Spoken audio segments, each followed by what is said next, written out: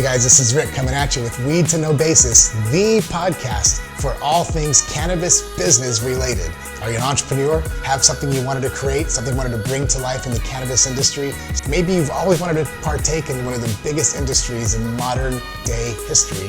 This is the podcast to listen to. Thank you, everybody. Man, it feels really good to be here in San Antonio. I hail from a small town called Austin, Texas, where I was born and raised. How many of you are born in Texas? Woo! Texas proud, right? How exciting is this that we're able to have this conversation in our home state? I think it's pretty cool. So today I'm going to talk a little bit about how I built my brand. I'm the co-founder and CEO of ReStart CBD. We are an education-first wellness brand based in Austin. I have a retail location, and I also sell online through e-commerce to all 50 states. And I'm here to tell a little bit about my story of how I got here, because somebody who's organizing the conference thought that I had a pretty interesting story, and so I wanted to share that with you guys today. So I'm a female, in case you couldn't tell. I'm also a young female. I'll tell you my age. I turned 29 years old last week. So I'm a young millennial female in the state of Texas, and I own and operate a cannabis business. If you were in the Women in Weed panel just a couple hours ago, you would have heard me kind of express how I got into this industry, but I love marijuana. I've been consuming marijuana openly but discreetly because of the employer I previously had for about a decade plus. And I never pictured that there was a day where I would be able to not only work in cannabis full-time, but to do it again in my home state of Texas. So I feel very blessed to be before you guys today sharing my story, because what a joy, other than to be able to do what you feel driven to do, and then to be able to do it in a place that you love. So I have a background professionally in marketing. I worked for a hosting company. If you're familiar with hosting companies, some people say they power the internet, but I didn't know what hosting was. I just knew that I liked blogging. So I went to college, got a degree in marketing, and was smoking marijuana discreetly, of course, but I fortunately have parents who are very open-minded to cannabis. In fact, my parents knew of my consumption usage while I was in college, while I went and got my first corporate job. And it was just kind of a thing. They said, oh, you got a job, you're contributing to society, like it's okay, we'll kind of entertain this. But again, there was no direct connection of how I would go from there to here. And so I spent 6 years working for that corporate company as their events manager. And at my time at that company, I began to travel all across the world, in fact. I started going to places like New York City, London, Paris. I got to go to Sevilla, Spain for the first time because of this company. And I was building my personal brand while also building this company's brand. So to kind of back up a little bit, I love marketing. I majored in communications. In case you can't tell, I like to talk and I like people. And so those were aspects about me that I knew that I liked and knew that I could add value to the world. But again, connecting those dots, it didn't really ever make sense. And so when I graduated, I was like, well, I guess I'll get a job in technology because I need a job. But I didn't really know what hosting was at the time. And so I kind of just said yes to an opportunity. And so another thing that I want you guys who are paying attention to the talk to kind of filter as you're listening to me talk is, what are your strengths and what is your story? Because I think that's ultimately where I found the most success and value, is figuring out my unique opportunity in this community, in this space, in the state of Texas. So got this job in marketing, started doing communications for this company, was traveling the world, was exposed to how I went from being the 13th employee at this startup to becoming, when I exited 6 years later, there were 650 employees. So I saw a lot about how this brand was being built and what they were doing from a marketing perspective to get their name out there. Again, I was going to trade shows similarly to this. I was talking to people. I was standing at a booth and I was learning how to tell a story. Meanwhile, the whole time I would go home at night and I would be smoking my pipe because that was my favorite way to unwind and relax. But again, still didn't really see how I was going to be able to work in this industry, what that translation was going to be. And so I ended up leaving that company to go work for a digital agency. I became director of marketing for an agency who was building sites for large brands like Microsoft and Campbell Soup Company. But I still didn't really see the connection of like where my life was going. And I think it's fair to kind of say, you know, as someone who now is standing here in front of you really proud and happy of the career that I've built and the experience that I've gone through, I didn't really know where I was going. Does anybody feel like that? Like sometimes you just feel a little bit lost, like people assume like, oh, she looks like she has it all together, or she looks so planned, it was a strategy, that's how she got there. And I'm like, I maybe know what I'm doing tomorrow, ? Let alone knowing what the next like 3, 4, 5 years of my life looks like. And so again, for me, a tone of my life has always been to just be open to where life takes you, work hard, be kind to people. Also in the Women in Weed panel, I talked about networking.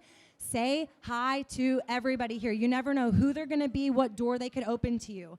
And so when I was working for that digital agency, I ended up not loving it. I left this corporate job that I was at for 6 years of my life. It was the first job I had out of college. Some would argue that I didn't really have a ton of experience knowing what I wanted to do with my life. And they were right. I didn't necessarily know what I wanted to do with my life. And meanwhile, my parents were like, what do you want to do with your life? What's that big aha moment? And I was like, I just want to get paid and, kind of be stable and maybe make sure my bills get taken care of and have a roof over my head, like basic human things that you want to take care of. Again, I like to kind of keep reminding you, I've been consuming marijuana this whole time, just as a consumer. When I was going on these work trips traveling, I found myself in Los Angeles, in Seattle. I would go to dispensaries. I would check out these brands that I was experiencing, and I was seeing how these markets were evolving from a national level, but still then coming home to Texas and seeing no real hope for our state. I didn't see it. I didn't know where it was going to happen. And so now we're going to get to a little bit of a sad part of the story. I am standing in front of you in very high heels, for those of you who can tell, and I'm very proud of that because I was in a car accident 3 years ago where I fractured my pelvis in 2 places because I was hit by a vehicle as a pedestrian. It was super gnarly. I was walking back to my car from the office after a dinner event, and I was minding my own business. I was in the right of way. It was my turn to walk, and the car essentially came out of nowhere and hit me. And I was hospitalized, and obviously there's a whole, to-do about going to the hospital and going through scans and seeing what's wrong with you. And so when the outcome was that I had fractured my pelvis, I didn't really know what that meant. Again, pain wasn't something that I felt every day as a 25-year-old. And so even today, I still get a lot of people who look at me, they come to my shop and they're like, what do you know about pain? And I'm like, a lot about pain, okay? I'm in chronic pain all the time. But that accident, again, I believe everything kind of happens for a reason, is what I believe coursed my life to being able to be standing here presently in front of you. So the accident is really what brought me to CBD. Again, I mentioned my family, my parents are very open-minded to cannabis. I actually have a Middle Eastern father. He was born and raised in Iran. So when people are kind of talking about, do your parents know what you do? Do they support you? I'm like, not only do they support me, my mom got me introduced to CBD. She's literally the person who introduced this magical cannabinoid to me. But I was still a skeptic. I was 8 months post-accident, and I was on a lot of pain medications. I was on a lot of steroid injections. I was in a lot of chronic pain for a 25-year-old. And my life was coming to the point where I had started working out. I was losing the weight. I was gaining mobility. I could run, jump, everything. But I could not sleep or lean or lay on the left side of my body. It was excruciatingly uncomfortable for me. And I just kind of started to accept that that was the new normal. I would go get my steroid injections every couple of weeks. I would take pain meds when the pain would flare up. And I knew when the pain would flare up. And ladies, wearing heels made the pain flare up. And so there were things that I had to start changing my lifestyle around because I thought that that was the new normal.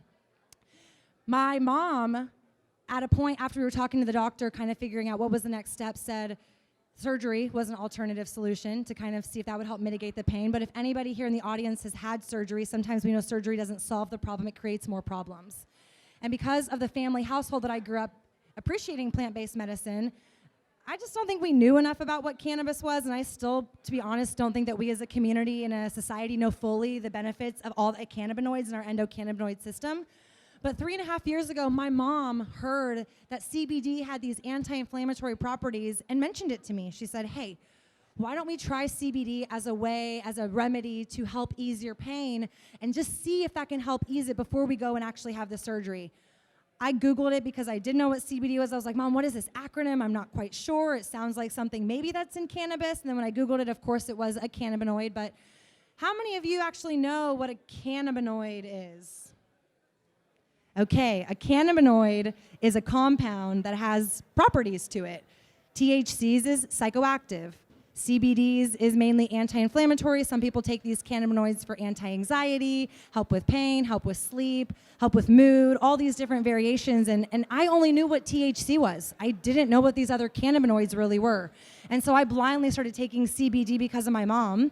And I like to say kind of the rest is history, but it's not. That was really the door cracking open because we got exposed to CBD as a family. That was about 3 years ago. And I didn't start my business until a year ago. Why? Because there wasn't a market for it. There weren't consumers who were ready to talk about CBD. I want to get a show of hands from people who are paying attention. How many of you have known about CBD for the past 3 years? Who learned about it 2 years ago? Within the last 1 year. So there's still so much education, and it's varying. Grateful for events like this where people like myself can come share our knowledge, but I always like to caveat everything that I say on a stage should be questioned, and you should do your own research when it comes to how CBD can benefit your life. Everybody's experience with CBD is going to be different. But I like to just obviously tell my perspective and my story because I think that's how we can learn, is by sharing our own unique experiences. So I had all this marketing background. I had this passion for the plant. I then had personal relief with the plant, but that wasn't a business. How do you go from like, I use this thing, I know what it is, to like actually launching a brand? And I'll tell you, we did it in the course of 3 days. We took a long 3-day weekend. I'll caveat this with my parents are entrepreneurs, and so their hand has always been like, what are you gonna do in life? What's your mark? What are you gonna leave on this world? And I'm like, I don't know. I watch Shark Tank a lot. Who watches Shark Tank? I love Shark Tank. I love watching what these entrepreneurs are coming up with, these new crazy fun products in the market, and I'm thinking, what is that thing that I'm gonna make that's gonna change the world? I don't know. I didn't know how to get from there to here. And so when the accident happened, when I got exposed to CBD, it wasn't that I have a different product than anybody else here today. It's that I had a story and a unique way of telling that story that consumers could understand and relate to, that I wanted to go and run down that path. So we launched ReStart CBD. I launched with my sister and co-founder. We like to say we're the yin and the yang, me being a huge marijuana consumer and fan. And my sister is actually a former University of Texas swimmer and current Under Armour sponsored athlete. She's not a fan of putting THC in her body. She does not want her mind to be altered. And so when this was happening, she was watching me recover and start talking about ways that we could build a business, but she wanted nothing to do with it. And so it took some family discussions for us to create some sort of plan moving forward. But for us, the foundation of our brand really was rooted in education. So again, kind of a takeaway that I want you guys to have is not have an idea and go to market and do it. You know, I mean, I think those are great aspects to feel the motivation of seeing someone who's built a brand successfully in the industry, but more, what is your unique point of view? Why are you trying to get involved? And then how do you go create a unique differentiating story to tell to the market? Because that's really where we resonated. When we were looking at the brands, I'm sure you guys hear a lot about education. Education is really important. Talks are really important. These brands being able to tell you what their products are is really important. But I believe in the one-to-one approach. I love talking to many, but I believe it's one-to-one. And so we set out to build our brand to be that one-to-one approach. So when you come shop with us in our store, you get to physically talk to my sister and I and hear our story and connect with us. And we take almost like a consultative approach to helping you understand how CBD can benefit your body, because we believe that's the real way that we're gonna change this conversation in the state of Texas, by getting consumers to destigmatize this plant that really has so many other powerful benefits aside from just CBD. I mean, industrial hemp is powerful, so powerful. And when you really dig into that plant and the possibilities that it can have, not only on our city, on our state, but on our society as a force, then you can really start to see the power that this plant can have. And so for me, I feel really fortunate. I've been able to use my background building marketing brands, building my personal brand, my personal story of why I got involved in CBD, to ultimately launching a brand that has become pretty successful. And that's just because I really care about what I'm doing and what I'm building, and I want to be able to connect what people are getting with what's going in their body. When you come shop with us, we like to say it's your body. You should know what's going in it. You should ask questions. Again, there's a lot of marketing out there, and as a marketer, I know what that marketing says. They say this type of CBD is better for you. If it's not extracted this way, it's not good for you. You should take it by smoking it. You should take it by putting it under your mouth. I say, it's your body. Figure out what your body likes. Figure out the dose that your body likes. Figure out the way that your body likes to consume products.